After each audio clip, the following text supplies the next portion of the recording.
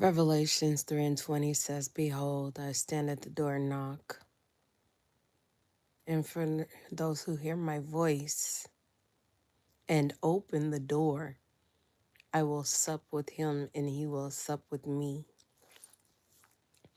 It's your girl Nikki St. Clair back out on these YouTube streets, and I just kind of wanted to chat with you. A lot of times God deals with me in the wee hours of the night, like in the morning time. And I'm often reminded of when you apply for a free app, or you want to take a look at like, let's say you want to go shopping. Like, I just got off of Nordstrom Racks um online shopping network, right?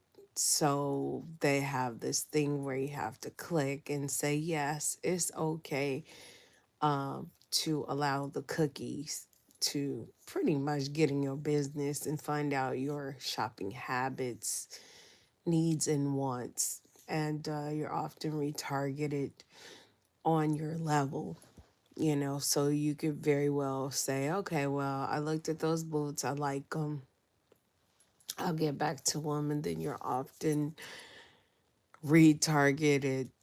Um, so you can say, hey, I'm gonna just get on Facebook and see what's going on. I'm gonna get on Instagram and see what's going on. And then those same very boots will show up in your timeline. And you're like, oh my goodness, there's those boots I was looking at earlier. But you are the one who actually clicked that it's okay to accept these cookies. You acknowledged and said it's okay. So now you and Nordstrom Rack, the pair of boots or whatever you were looking at, are now intertwined, and it feels like it's become a part of you. You could even go to Google, and then the same boots that you looked at earlier has been retargeted and it shows up on your Google page. But I wanted to talk to you. Um, there are so many people that it's important to dine. I know back in the 90s or the early 2000s, the movie Soul Food was very, very important. It meant a lot to the Black community to see that movie, because it was about putting aside your differences and breaking bread.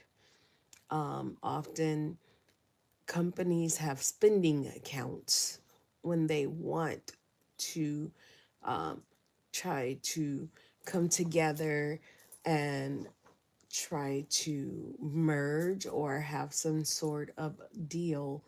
What they'll do is they will go outside of the work environment and break bread with each other.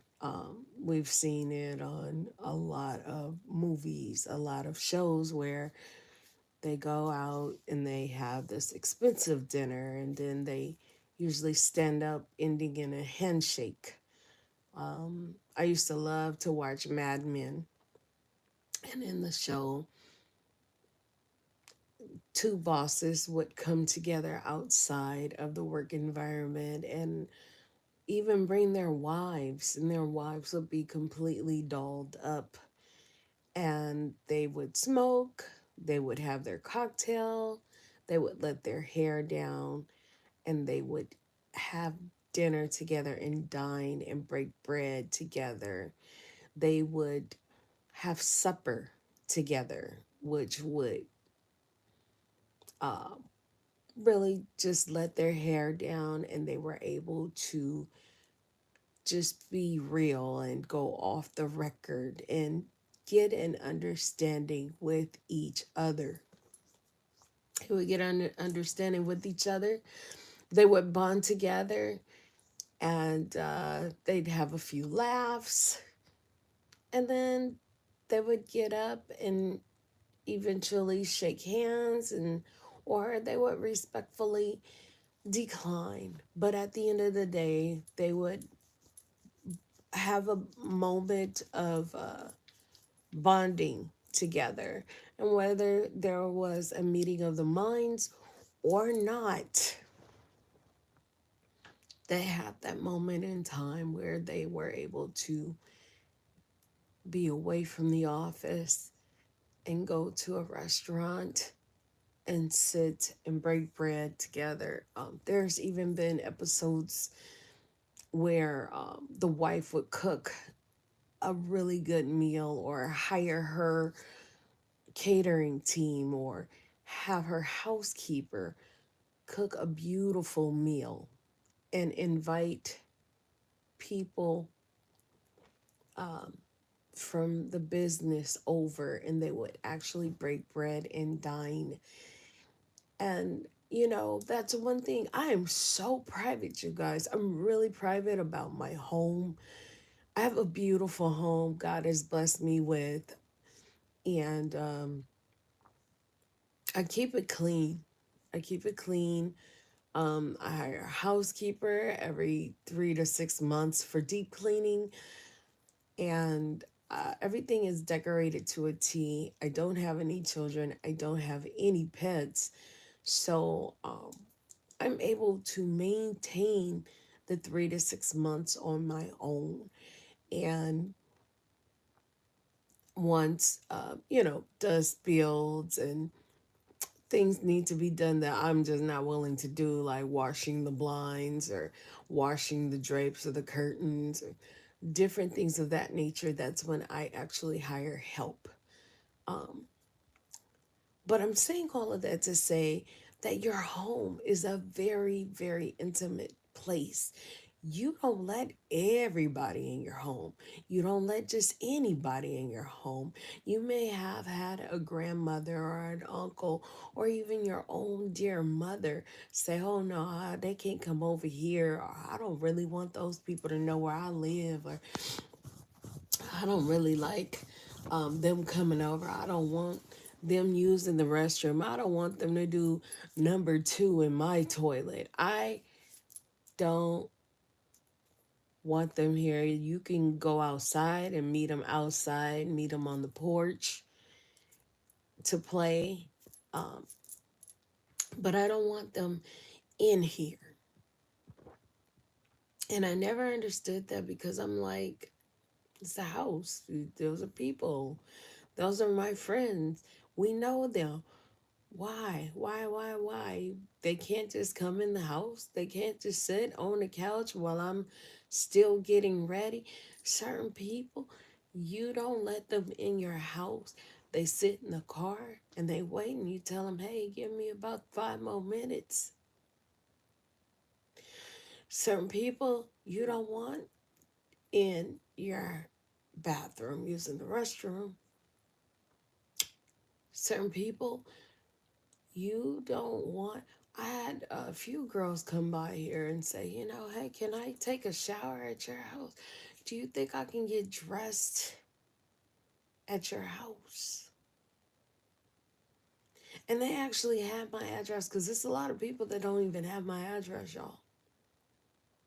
And I'm so reluctant because I'm like, oh my God, I don't really want them in my bathroom. I don't really want them in my shower. I don't want their dirt in my bathtub.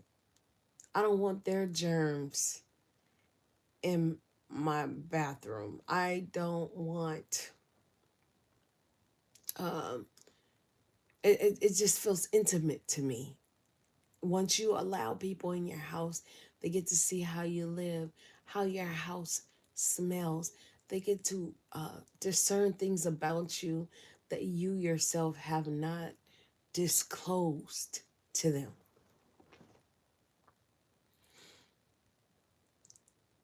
But Revelations 3:20 says, behold, I stand at the door and knock. And for those who hear my voice and open the door, I will sup with him, and he will sup with me. And this is God speaking in the Revelations. And here it is. Even God is respectful in saying, hey, I'm going to knock at the door. If you hear my voice and you're cool with me and you let me in, we could break them. We could break bread. We can share a meal. I'm going to sup with you and you with me. And to me, that's deep because I don't just go out to dinner with just anybody. You know, there's been times coming up around my 20s, where I would go out with people and I found out that certain people you could only go to Denny's and IHOP with. You can't go to the steakhouse with them. You can't go to Fogo de Chao. You can't go to Nobu with them. Certain people, you don't want to go anywhere at all. You don't even want to go to Chipotle with them because it's always going to be a problem. They're always going to complain. They're always going to argue. They're always going to disrupt the server. They are always there's always going to be an issue. And you're like, "Oh no. I can't go out to dinner with this person because they always expect me to pay.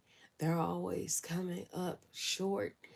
There's always an issue with the food. There's always going to be something. They're not going to show up dressed to par. They're not going to be able to get on code. They don't have any manners. So you can't break bread with everybody. You can't sup with everybody. But here in the word in Revelations 3 and 20, God says, behold, I stand at the door and knock. And if you hear my voice and open the door, I will sup with you and you with me. Do you know what it is to be able to sit at the table with God and not only Him feed you, but you get to sup with Him, but He's gonna sup with you? That means, and I'm gonna bring it back to my earlier point, to where you are outside of your business. You're going into your comfort zone. You're allowing God to come in and break bread in your house, or you're going to a restaurant where you can be off the record. You could let your hair down. You are having dinner. You can share a laugh. You can be God's friend. You are developing a bond and you can trust Him. And He can be on your level and He can trust you with some things. And what a privilege it is to be able to sup with God and God sup with you. But there are things that you have to do. First of all, if you hear the door and He stands there and you hear His voice, you got to recognize if that's God's voice.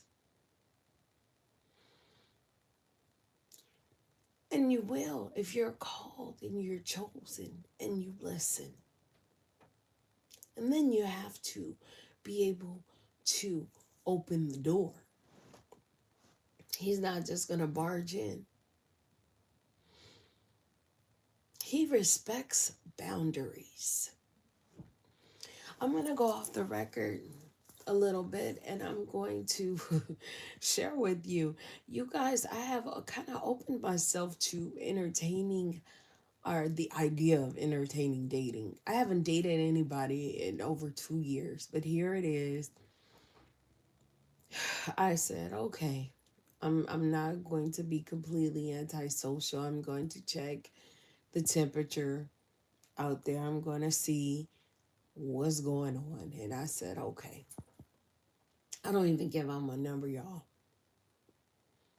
I don't usually give out anything. And if I feel a slight inkling that this person is cool, they might get my Instagram or my, well, I never give out my Facebook. My Facebook is definitely for friends and family, but when it comes to Instagram, cool, I don't care. It's a public page.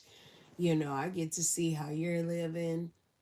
You get to see how I'm living. And by the way, I promise you, if somebody gives me their Instagram and they don't have any posts up or they only got one picture, it's a red flag for me. Because if you're on my Instagram and you get to see my thoughts, my dreams, my hopes, the things that I care for, the things that I like, the different ways that I dress, or how I had my hair this day, that day, if you get to see my life, where I went for Halloween, I don't celebrate Halloween, but where I went on Wednesday to have lunch or how I viewed the world that day, that is an intimate part of me that I'm sharing with you and sharing with the world. And you give me your Instagram and you don't have no posts up, but you're willing to give it. I'm going to think one or two things. I'm going to think you have something to hide. I'm also going to think maybe you actually have a different Instagram. And this is Finstagram, which they say fake Instagram, where you're, able to check out other people's stuff, but they can't check your stuff out. But anyways, getting to the point, I gave this individual my Instagram, and we kind of chatted a little bit more, and I just went ahead and I gave him my telephone number. So we meet up. We met that night. The next night we met up. He's like, "Hey, where are you?" And I'm like, "Hey, I'm just leaving a comedy club because again, I'm venturing out. Right? It's a friend's birthday. She's a comedian, and I go." And I see a few friends that I haven't seen in a while. They hadn't seen me because I've been off the face of the earth doing the work of the Lord and being about my Father's business and allowing Him to do some things in me. But nevertheless, I come out for the young lady's birthday, and afterwards I'm leaving, and he's like, "Hey, where are you?" And I tell him, "Hey, I'm in this area." And he's like, "I want to see you." And I said, "Cool." So we see each other, meet at a local public place. We chit chat for a while. I learned some things about him that I'm not pleased about. And boom, we disperse. I go home, he goes home. So what happens is he's texting me like crazy the next day. And I'm trying to drive. And so I'm just like all this texting and I'm trying to drive in the midst of heated traffic in LA. It's not a good idea. I don't want to rear end anybody. Let me just give this person a call. I immediately called this person and he does not answer. And I'm just like, wow. All of this texting and he doesn't answer. He doesn't even respond with, "Hey, I'm going to give you a call back. Hey, I'm in a noisy place." Nothing. He just, all of the texting ceases after I call him and he doesn't answer my phone call.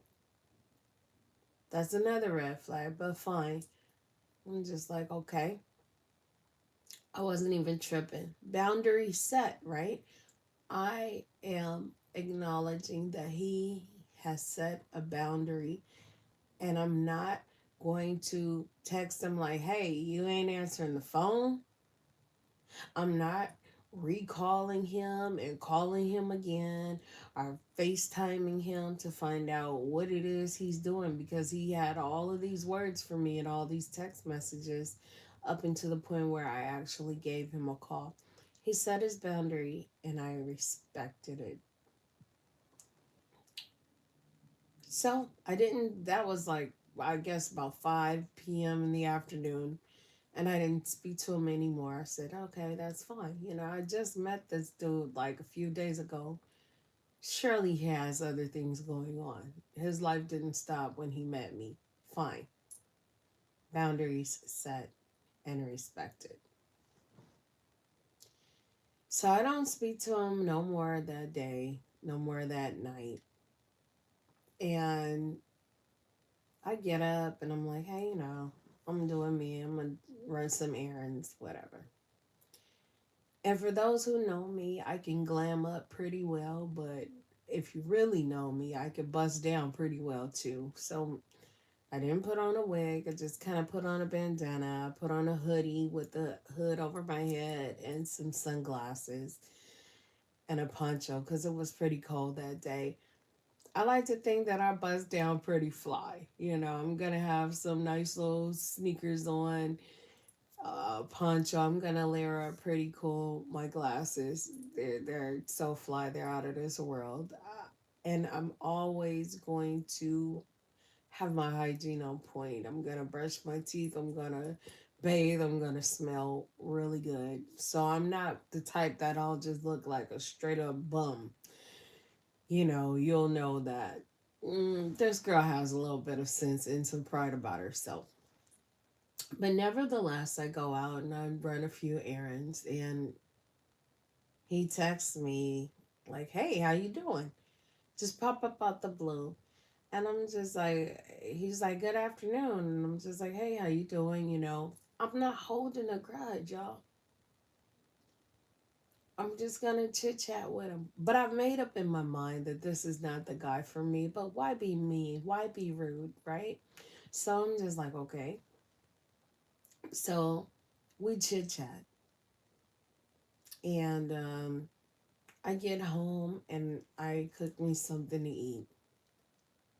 Um, because our texts are kind of few and far between. By the time he, it felt like he was overcompensating for the fact that he didn't answer the phone the night before or the day before. So he's just like, "Hey, what are you doing?" I said, "Hey, yeah, I just got back in the house. I'm cooking me something to eat." And then I sit down to actually enjoy the meal that I prepared. And he's like, "Oh, what are you eating?" He texted me. I said, "Hey, I just kind of threw together some nachos. Here I am. I'm about to sit down, look at Netflix, My Worst Ex or The Worst Ex Ever, whatever that special is on Netflix, and I'm just chilling. Like, I'm in my zone. I've taken off all of my clothes, and no sunglasses, still got the bandana on my head, no makeup, just a little lipstick. I'm not looking like I looked when he met me, right? But nonetheless, I'm comfortable with me. I'm multifaceted and I am comfortable with every side of me. So I know I know what I could do, and I know how I can look, and I know who I am and whose I am. So I'm confident, right? So nonetheless, I tell him, "Hey, he's like, what are you eating?" I'm like, "I'm eating nachos." "Oh, let me see." He calls me on FaceTime. I respond, "Hey, I'm actually eating. I'll call you back." This individual calls my FaceTime again. And y'all, I got so angry that I picked up the call and I just stared directly into the hey, how you doing? Hey, how you doing? And I'm just looking at him and I say, yeah, hey, hi. Oh, how's this? Let me see. You eating? Let me see. Why? So I showed him the food and I looked at him dead in the face and I said, can I call you back? Yeah. Just call me back. And then he follows up with a text that says, you were unnecessarily mean. He tells me that I'm mean. Meanish, he says. And I apologize for calling you on FaceTime. Now, what I'm to bring it all home, he set his boundaries a day or two ago when I called him and he didn't answer. But when it came to me setting my boundaries, I felt violated. I felt like F your boundaries. I want to see what you're doing. I want to see what you look like. I want to see what you're wearing. I want to see what it is that you're eating. And I don't know if he was overcompensating and wondering, did I lose interest when he didn't answer the phone at the time that he was doing all that texting? I don't know if he just wanted me to see that he was in his gear, football gear, from top to bottom. And maybe he felt like if I saw him, I would just melt and be reminded of how fly he thinks he is. I don't know if he just wanted to try to break down the barriers and try to get into my world because he felt that I had set boundaries. But whatever he was trying to do or accomplish, it just turned me off even more. Now, I blame myself because I answered the phone. Don't get it twisted, I had my hand in it, but I did it to prove a point. And the point is, I didn't answer the phone the first time, but I answered the phone the second time to prove a point. I asked you, hey, can I call you later? I'm eating.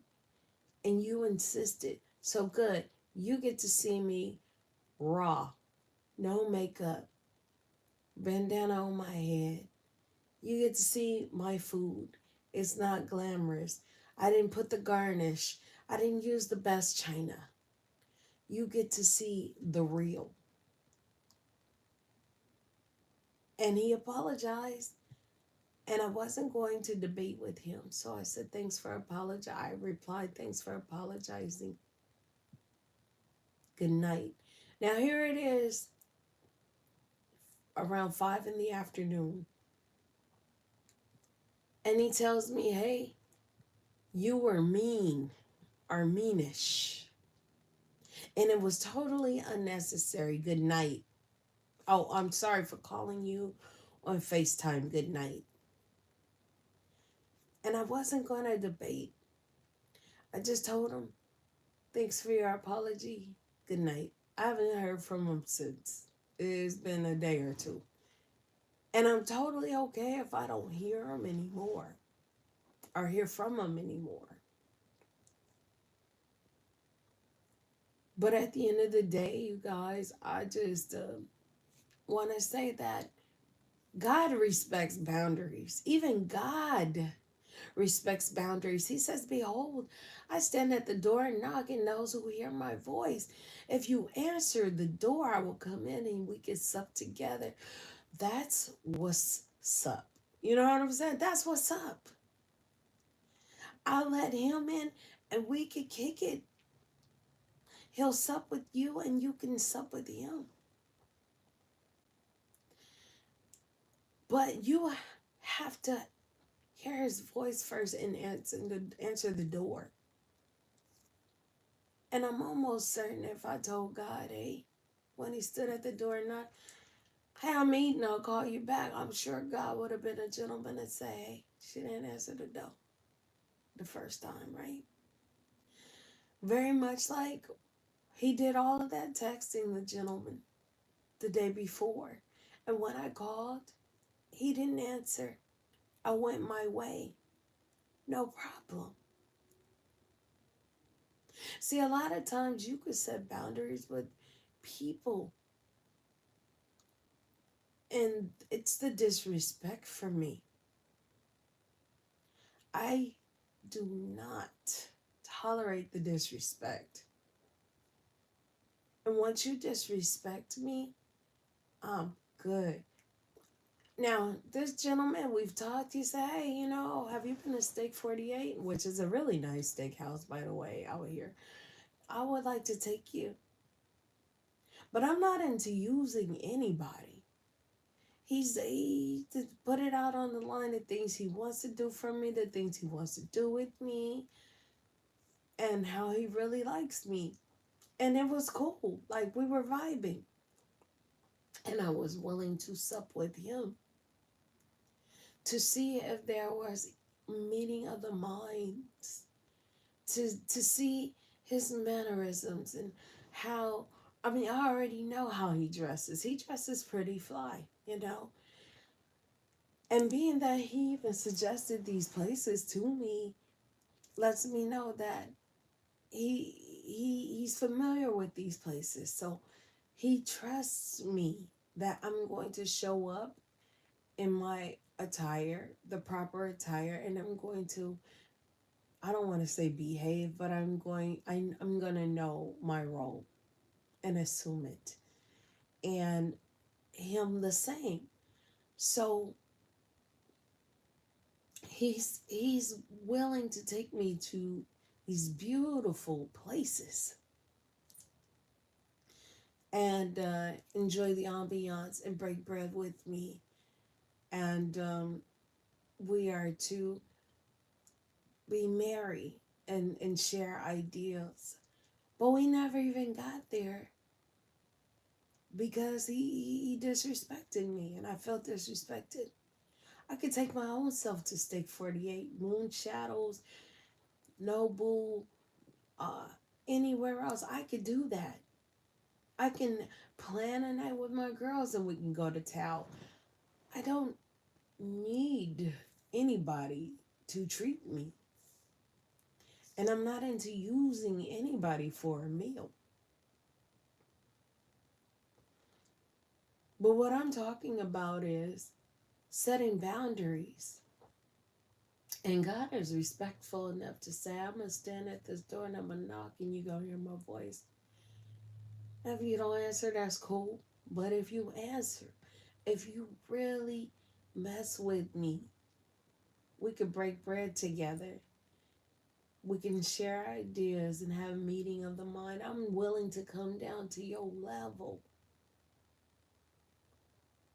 and break bread with you in your house. Now, as I said before, I feel like my house is pretty decent. I feel like it's pretty clean.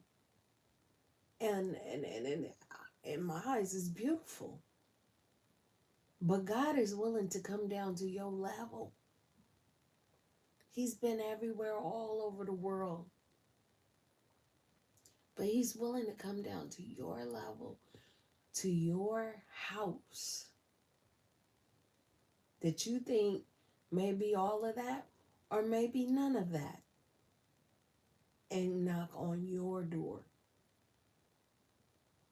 And if you hear his voice and let him in, he'll come in and break bread with you at your table, on your level, to where you understand that he's great, but he loves you so much. And even though you've given him, he's given you free will, you've opened the door for him and he's willing to come down to your level to where you can understand and y'all can break bread together, and he can entrust you.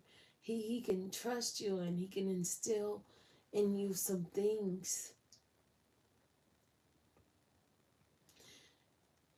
to where you can understand, and you can trust him and with some things.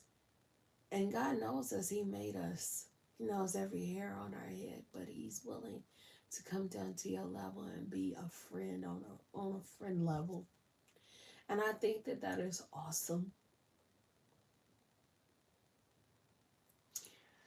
Anyways, set your boundaries. And for those who respect you, who really, really like you and feel like they want to get to know you, they will never disrespect you. If you set boundaries and say, hey, you know what, I don't think that that's a good idea, they'll say, okay. Total gentleman. This man, and I'm going to get off of it, but I'm going to go back to the situation at hand as far as the gentleman that I met. I only want to call him a gentleman. I met him in a well lit parking lot, and I sat in his truck, and he poured his heart out to me, not fully, but enough to where I could understand that he wasn't the one for me. And I was thinking to myself, well, maybe we could just be friends. He ain't the one for me as far as dating is concerned, but maybe we could be friends. And he wanted to kiss me, and I said, no, I'm not comfortable with kissing you. Well, can I just kiss your cheek? Okay, you can kiss my cheek. Who gives an open kiss on a cheek? I don't need you to do all of that and try to be all passionate. You're not turning me on. And he wanted to touch my leg, and I said, I don't really feel comfortable with you touching my leg. Well, can I just put my hand here? I don't want you touching me. I don't know you. I'm chilling with you. And the fact is that I even opened the door up for you, for us to even chit chat and go back and forth. And I said, this man, he has an issue with boundaries. He wanted to kiss me. I told him no. But it's my fault that I said, okay, kiss my cheek. And he still wanted to kiss me with an open mouth on my cheek. Then I said, hey, I don't feel comfortable with you putting your hands on my leg. Well, can I just put my hand here then? Strike two. Then strike three. You're texting me like crazy. I call you. You don't answer. And all of the texting all of a sudden cease in the middle of the day. I don't bother you. When you're texting me the next day, and I tell you, hey, it's not a good time right now, but you call me back to back on FaceTime. You've struck it out with me. You're out. It's a done deal. We're done. And I'm so grateful and I'm thankful for the test run, because back in the day I would be like, oh well, he drives this and he's nice and he's making promises to take me here and he wears this and I'll be caught up in the optics and the what could be's instead of the what should be's. But I stood my ground and I feel like I dodged a major bullet. And even though I knew from the get-go, I said, well, let me find out the heart of the man. Even though I'm seeing some things, maybe we could still just be friends. He might not be good for dating, but maybe we could just chill and have a meeting of the minds and share a few laughs. But we can't even be friends. You can't respect me. We can't even be friends. But God is telling you that he will respect you and he will respect your boundaries. But if you really, really mess with me, we could be homies. I'll even come to your house. Even though I sit on the throne, I'm willing to get off the throne and knock at your door and come to your house and chill. Don't you know? And I'm a snob. I'm not going to sit up here and lie. It's certain things I just can't sit in everybody's house, y'all. First of all, I'm allergic to cats. The cat dander is going to mess with my nose, my throat, and my eyes. So I can't come to your house if you have a cat. I used to be, when I was a little kid, my mom would go to these people's houses, her friend's house. And her friend's house was so nasty, y'all. Oof. I just got grossed out thinking about it. The couch would stink. It would have a stench on it. And the house would be so nasty and the carpet so gross and they never cleaned up. And I'd be instantly ready to go home, y'all. I was just a kid. I think I was probably about 7. And I used to just I did not like going in that house because it stunk and it was nasty and the couch was gross. And her friend was big and she would have a muumuu on. And she would sit on one couch and we'd sit across from her on the other. And now, even as an adult, I realized that lady was big. She didn't wash well. And she, 9 times out of 10, under that muumuu, she was naked and didn't have no panties on. And it was her butt and her private parts and her underarms that I was smelling as a kid, y'all. And her house was just so filthy and it was dirty, and I did not like going over there. But when you're a child with your parent, you can't be like, you know what, I don't want to go and leave me in a car. That wasn't even an option. You can't say, where are we going? Oh, I don't want to go over there. I want to stay home now. These days, kids will be like, I just want to stay home. I want to have my game. I just want to, can I just go somewhere else? I don't really want to go over there. They're more opinionated. And the parents, they respect the kids' opinions and whatnot. But me in the 80s, no, you don't have no choice. Like, if your mom is taking you to a place and you're discerning things and you're uncomfortable, you just gotta go. There's been times where I go, and my grandpa was doing work on his car and he smelled like motor oil and it'd be a junky garage with a mouse or something running around and I'm just uncomfortable as ever and want to go, But I'm saying all of this to say no matter how you keep your house. See, I'm 7 years old, right? Or a kid, or even as an adult, there's certain houses that I don't feel comfortable going in. You might do drugs. Your bathroom might be nasty. You might have a bunch of bad kids that want to sit and listen to your conversation. Your house might be have roaches or rats or mice or whatever. It's certain houses I'm not gonna go in. I don't feel comfortable going in. It's just a no for me, dog. But here it is. God don't even care. He's just like, I'm gonna knock at this door. If you let me in, I'm gonna come in and I'm gonna chill. I'm not even gonna chill with you. I'm gonna sup with you. I'm gonna eat with you. In certain houses, y'all, I'm not eating in that house. I'm not going to sit comfortably and eat up in there. I may have seen you uh dig in your nose We may have gone to a club and I didn't even see you wash your hands. You're not a big hand washer. If I go to your bathroom and you don't have no soap, no towels and no paper towel, or your hand towels are dirty, I'm judging y'all. I'm like, mm-mm.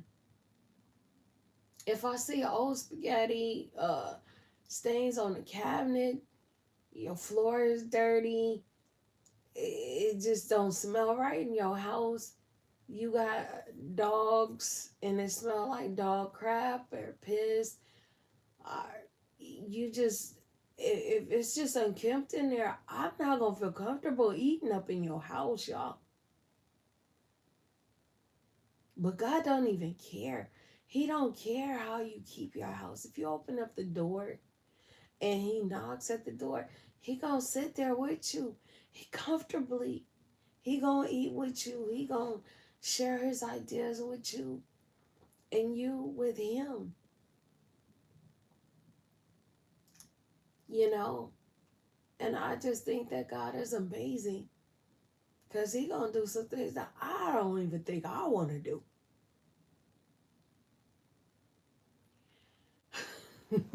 I can't believe I went on a tangent about this, but I just had to get you guys to see that God will come off of his throne for you. You might be broke, everything in your house, great value. You understand? He gonna come in and he gonna sit down with you because you open the door for him. And he could be anywhere, doing anything with anybody else. But if he chose you, I encourage you to open the door. You hear his voice, I encourage you to open the door. Open your heart. Sup with him, break bread with him. Become acquainted. Laugh with him. Allow him to um, give you revelation as to why he allowed you to go through certain things. Allow him to heal you.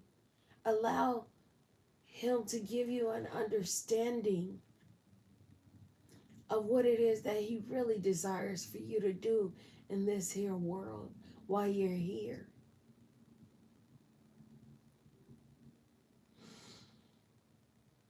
Allow yourself to get to know him and know he's omniscient. He's everywhere and he can do anything.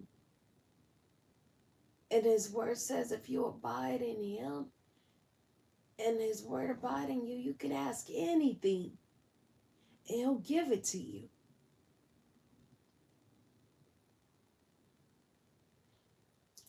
So if he knocks at the door, I'm just encouraging you guys, open that door. Don't be afraid. I'll never forget, y'all. I'm gonna say this and I'm gonna get off the line because this the time is far spent. But years ago, I was call myself chit chatting and entertaining a gentleman who was very, very close with Jamie Foxx. And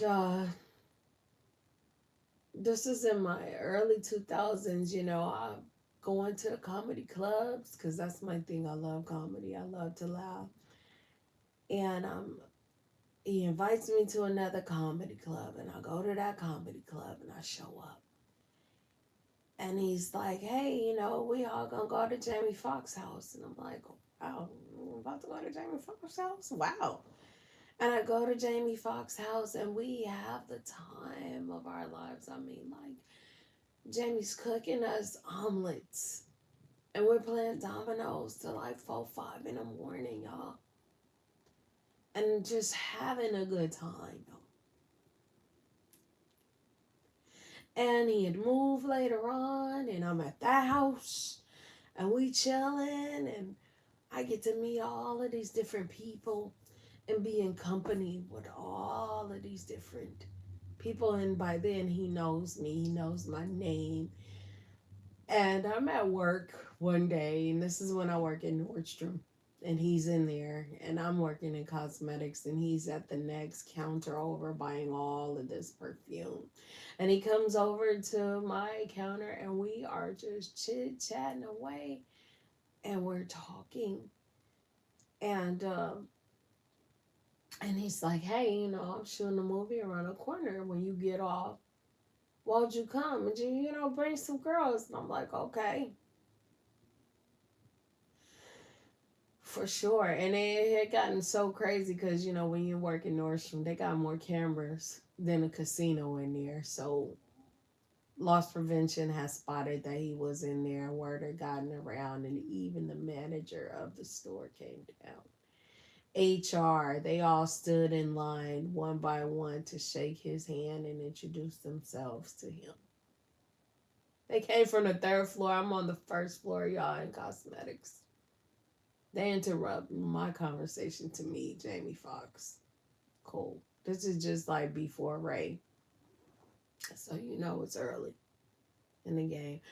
Or while he was shooting Ray. Something like that. But anyways, the bottom line is after he left, he gave me his number. He was like, just call me. Yeah, if there's a problem, they'll let you in. He gave me full access to him, y'all. And I'm just like, damn. Here was I'm dating your homeboy, but now that you know me and we've already broken bread up into your house, you know me, I know you, you know my face, you know my name. And now I have your personal telephone number, y'all. And I'm just like, wow, you know. And everybody's like, oh my God, you know him. Oh, after he leaves and this and that. And I'm just like, oh, yeah, he's cool. We cool like that. It's cool.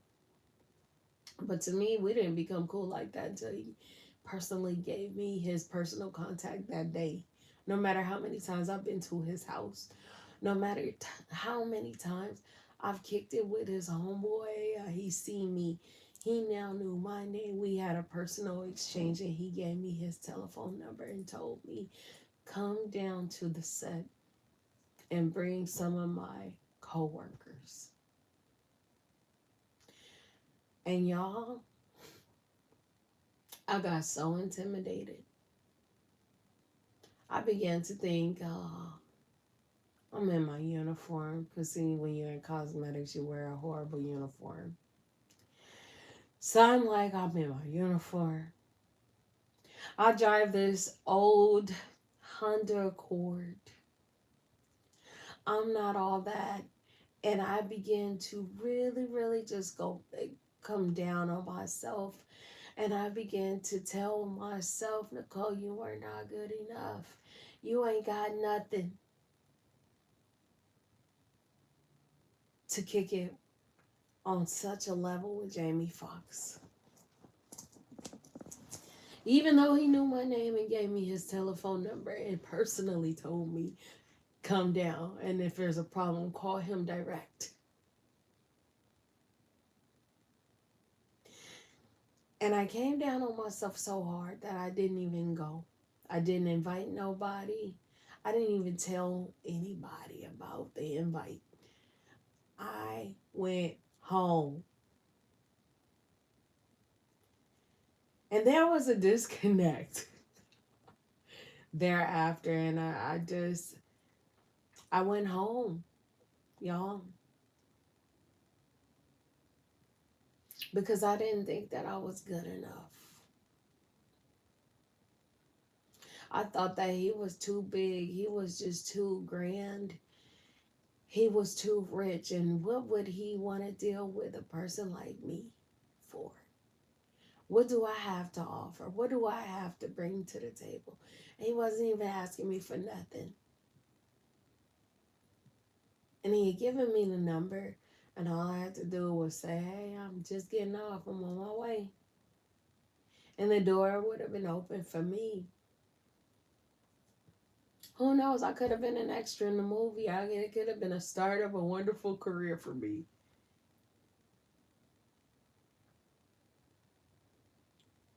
But you know what, God? he's not so big and he's not so haughty that he won't come in once you open that door for him, no matter if you got roaches, what, if you drive a Honda Accord, if you're making minimum wage. He's willing to break bread with you and chill with you and get to know you and allow you to get to know him. And you guys could be on a friendship level where he'll get to know your name. He'll get to know who you are, even though he knows who you are already.